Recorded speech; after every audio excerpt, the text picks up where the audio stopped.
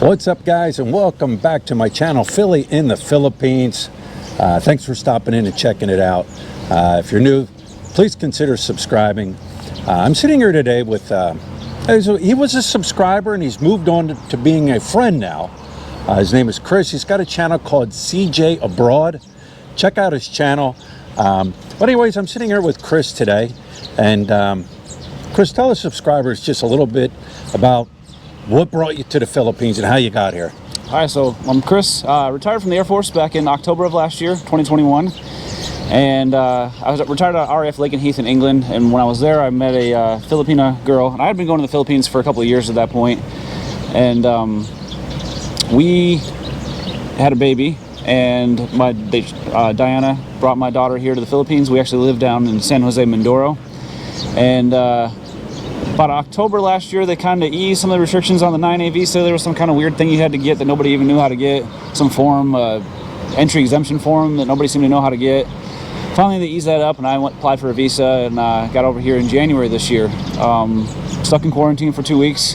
That's where I met Mark, and he kind of sort of introduced me to Brian here, and here we are. I've been hanging out with Brian quite a bit here at our little chats in the morning at Tequila Reef, and yeah. It's been good getting to know him. So guys, I am here today because something happened to Chris that you don't want to happen to you while you're here in the Philippines, or really anywhere in the world. Chris was telling me this morning how he was out and about last night and a bunch of Filipino kids, street kids, like mugged him. So Chris, go ahead and tell everybody like what happened. Like, tell us the story, tell them the story. I've heard it, but I want to share it with you guys so you guys can hear his story. Yeah, so we're walking up, turning on the fields. I don't know the name of the road, but it's the where the mini mart is there, and across from the jeepney terminal. Yeah, across from the jeepney terminal. There. So we turned on the road, and I'm with Mark, and I know better to probably, being in the military for 20 years, I know better to not carry this stuff in my pocket the way I did.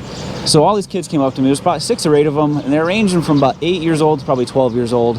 And they just kind of surrounded us like this. They kind of got all around us, and I got lucky because I had my wallet and my GoPro in one pocket, and I had my iPhone 12 Pro Max in my other pocket, and I secured the wallet, which is the important thing. Right. But they got my phone. And by the time I realized I got my phone, they were already in a full dead-on sprint. Right. I'm not as nimble as I used to be. So when you finally, like, you knew it was happening. Yeah. And once you realized, like, they got my phone. Yep. Now what? Like, now what did you do? So I tried chasing them. So I chased them actually all the way over to Astro Park. Now, which is pretty nice, decent run. Yeah. The problem with that is when we got to Astro Park, they go into this like massive crowd of more people. And here's the thing: like, I don't care if you were the former UFC champion of the world, you don't want to fight these kids. Right. Because if you fight them and you think you're badass and you want to fight them, you're gonna end up in jail. And I went over to the Station 4. Trust me, you don't want to be on the other side of that wall. It is not a good place to be. So don't try to fight them. Just. You got to kind of write it up as a loss. Yeah, be thankful they don't get your wallet. Be thankful they don't get anything that's really personal, because trying to replace ID cards, trying to replace bank cards is a giant pain in the ass over here. Right. I don't have a U.S. mailing address over here. Getting those cards and stuff like that, a driver's license, military ID card, that might be a little bit easier to get over here. Here's the thing too, guys. These kids didn't have shoes. No. These kids, I've seen them. They run at a full sprint. Yeah. And my age. Yeah. And a lot of people's ages that are, you're just not going to catch them. No. You're not going to. I mean, these kids do this like this is a job. Yep. That they do. They're professional at what they do. Mm-hmm. Before you know it, man, your stuff is gone, and away they go. Yep. So anyways, you chasing the Astro Park. Yep. And they weave their way in and out of the crowd and stuff. They know what they're doing. Yep. Like you said, you can't touch them. You can't grab a hold of them. Nope. Now, I'm not going to tell you what to do. But that's up to you. That's up to you. thieving is thieving no matter where you go. Yep. So anyways, once you realize, listen, there's no way I'm going to get these kids. I'm not going to get my phone. Then what did you do after that? So I was already in Astro Park, and I actually live really close to Astro Park. So I went back to my house initially and bricked my phone. So I have a MacBook. It's an Apple iPhone. You So can go brick, into like brick your phone. What does that mean? So you can iCloud lock it, basically.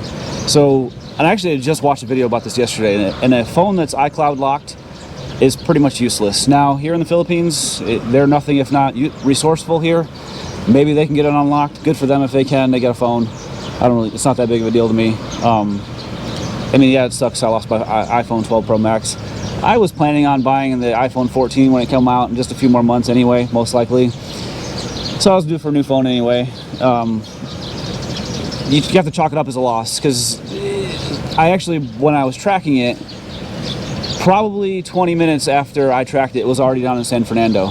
San Fernando, so that's a good 20 minutes away. Yeah, 20 minutes, 20 miles away. Yeah, and they know that. Like, they know these phones have tracking systems on them. So, like we were talking, I think what they do is they work with a group, they grab stuff from foreigners, they take it to a person might pay them a few pesos, and from there, like a phone, they get it out of the area as quick as they can. Yep. So anyways, you said you went home, you locked everything, and then what? And then I went to the Station 4 and just did a report. So after we did the report, the PNP took me out. We kind of patrolled the area a little bit. I got to ride. It was kind of cool because I did get to ride in the back of the truck down Walking Street. Not a lot of people got to do that before. So got to drive around. So we actually found the kids in the Chowking parking lot, and the PNP chased them down. That was a dead-on sprint. But the kids took off. They took even off. From the PNP, so they took off. As soon as they saw me, they took off. Right, because they knew. Yep. Yep.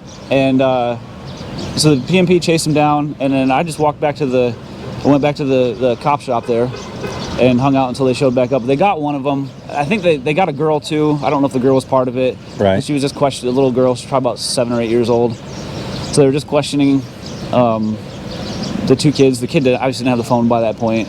I already knew it was pretty much in San Fernando at that time. So, right. You know, it just kind of is one of them things. Now, really, I knew better. You just get here and you get comfortable. Sure you do. You get comfortable. You get to the point, these kids are out here, they're putting their hands out, no big deal. You can put money in it, or you can't, or you don't. It's up to you. But they don't really bother you much. Right. The kids don't bother you. You can walk by them kids 100 times, and they're just kind of hanging out on the street, hanging out on the sidewalk or whatever. Yeah. But at some point, all right, let's target somebody. Yep. Let's target somebody. Yep. And, it was two of us too. It was, Mark didn't get anything stolen. He only had his phone in his pocket. But my suggestion really, I'm not looking for any kind of oh, poor me. Right, No, I'm looking to help you. Please, just listen to me when I say this. Keep your stuff more secure. I have zipper pockets. I should have known better. I should have kept my wallet in a zipper pocket. At least they didn't take my wallet. Don't carry all your ID cards with you. You don't need them. I am going to, from this point forward, only carry my ATM machine card when I need to go to the ATM. Right. I'm only going to carry my ID cards when I think I need to carry an ID card somewhere. Which is pretty much never in this country. It's just be smarter. Keep your phone secure. I was also at a GoPro in my pocket. Right. As a vlogger, I usually have a camera with me. Here's the thing, guys, too. And back in the States and other places, people would laugh at you. They would laugh at you. If you, and I always had said this too, they would laugh at you because you have a man purse. Oh, what are you doing with a man purse? But this is one of the safest things. You can carry your stuff in here in the Philippines. You don't need to be embarrassed. You don't need to feel like, oh, somebody's going to call me a girl because I'm wearing a man purse. Nope. None of that here. Come on, guys ride pink bikes here. Yeah. And nobody thinks anything of it. Nope. But right here, keep everything that you travel with. And like Mark said, or Chris said, don't travel with a ton of cash, all your ID, passport. Put your passport away when you get here. Yep. Lock it up. Don't take that with you. Nobody's going to ask for it. Nobody's going to ask for it. Yeah. Your phone, keep that all in here. Keep it around your body. Yep. Keep it zipped up. Whatever you got to do. Don't be embarrassed to wear one of these here. Luckily for me, my financial situation isn't pretty good. I went this morning and got a new phone. I'm all Right. set up with a new phone and everything. I don't have the same number because you can't really do that. They had my SIM chip. Oh yeah, you can. Oh, you can? Yeah. Oh, but well, that takes a while. it takes a while. I got a new number. It wasn't even that important to keep my old number. So, Right. yeah. Well, you They're know, all set up, but some people aren't going to be in that situation. They're not Sure. going to have. Some people come over here with a very, very fixed budget. You know, $1,200-1,300 a month. Yeah, you can survive on it. sure. But if you ever get in a situation where you got to replace a $500 item or $600 item, whatever you got to replace, that you don't have to go buy a $600 phone, I suppose. But you know, phones ain't cheap. Right. You know, cameras. If you're a YouTuber over here, I had a GoPro in my pocket. If they'd have gotten that, you know, that's $500 amount. Two, they got my phone. The phone's almost 2 years old. But yeah, it was still in good shape, but it's not end of the world. Right, You know, I can go right. get a new phone. It's not a big of a deal, but you know, for some people it might. Yeah.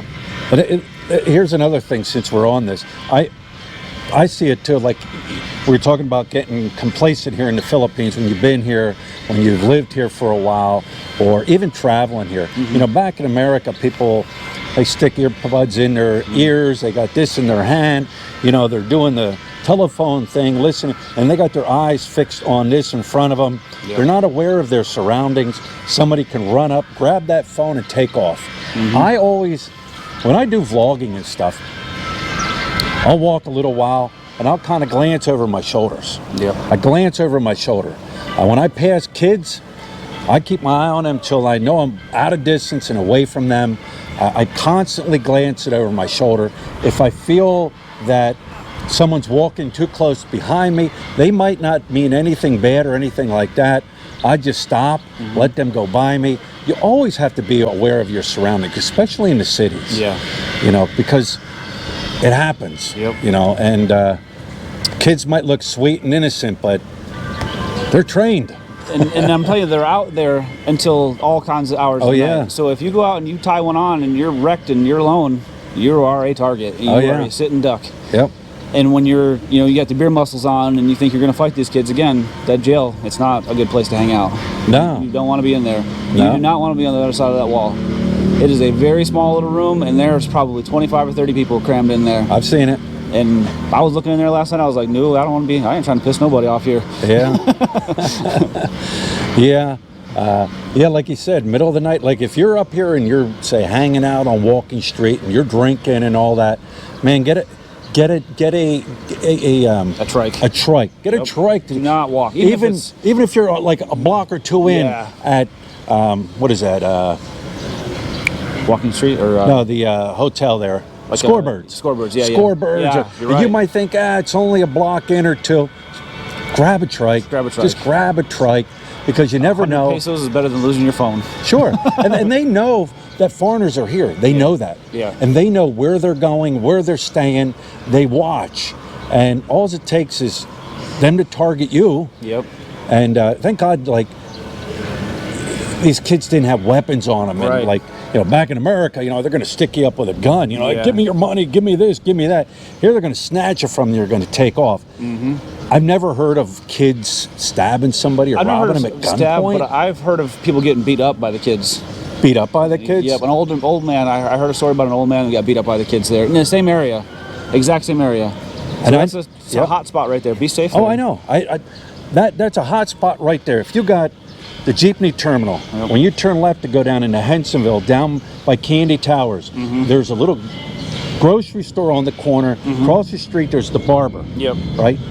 That same spot, a few years ago, I seen a group of kids trying to rob a foreigner. They would touch him on this side, Yep. and he'd turn and they'd go to this side. I called it spinning. And the sad part was, here is the sad part. There were grown adults that had stores and shops right along there. They didn't say a single thing. Yeah. They didn't say nothing to those kids. They didn't do nothing to those kids because as soon as they tried to hit that foreigner up, the kids went over, sat down, they're laughing, and they waited for the next people. Yep. And that's the sad thing here. And when they cross that road too, there's a lot of little nooks and crannies for them to hide out with all them jeepneys parked there. Oh, yeah. And then they're in a dead sprint. And if you try to chase them across that road, you got a chance of getting hit by on Fields Ave. Then you try to cross the road. Then you got the Roxas or whatever highway there. Maybe you get your stuff back, but maybe you also get hit by a car. Yeah. They come hauling through there sometimes, you know, when that light is green. So it's like, what do you do? Yeah. You know, what do you do?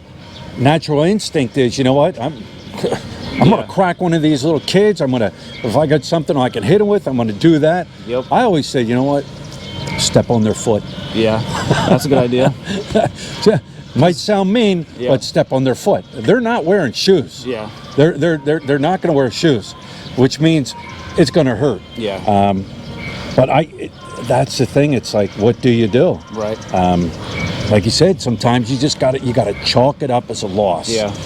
Just be smarter. I mean, I got comfortable. I got complacent. Right. I know better. 20 years in the military, I've learned a few things, you know, and I've been all over the world. I got to travel to Thailand. I've been here a bunch of times. Been a lot of, you know, developing countries. Been all over Europe. You know, I know that there's people out there that, you know, don't have good intentions, and you'd like to think that it wasn't the kids, but, you know, they get taught at a way too young age to, you know. First time anything like this ever happened to you? Yeah. Yep. And you've been in all the years, and you've been in the military, traveling around the world. Yep. And the first time this ever happened. Yep.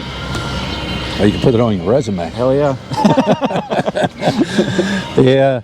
So anyways, guys, I just wanted to have him share his story with you, because it does happen. Yep. So just be careful. All right, guys, we're just going to wrap this one up. I had a overheating issue with the GoPro sitting out in the sun. So anyways, guys, there it is. There's a story. Be safe. Be smart when you travel in the Philippines, anywhere in the world, because it can happen to anybody in the world. Once again, go over and check out CJ Abroad. That's his YouTube channel. His everyday life, what he does here, where he goes, different things like that. So Maybe that's a I can get wrap. some super subscribers. Yeah, maybe you can get some super subscribers. So, all right, guys, that's a wrap, and we'll talk to you later.